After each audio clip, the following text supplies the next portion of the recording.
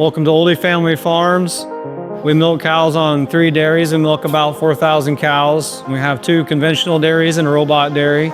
We also have a heifer yard where we raise all of our heifers and for customers as well.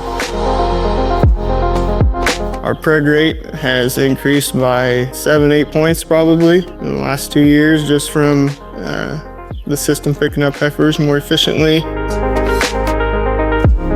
From a health standpoint, we really did not do much treating in our dry cow pens before. Since we started Cow Watch, we do have cows show up with rumination issues. So those cows are checked every day. And if they do have an issue, we can take care of them. That's helped smooth our transition period out as well. And everything just kind of snowballs. You know, we improve reproduction. We can tighten the days to getting pregnant.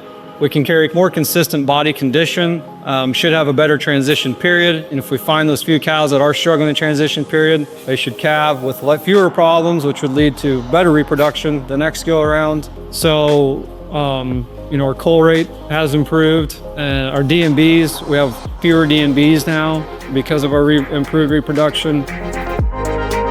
We don't tail paint every day anymore. When guys go out and check cows, it's just helping target to where they need to put their attention as opposed to try to look at everything. Reproduction the same way. And with Cow Watch, you know, we're very consistently around that 80% palpation rate.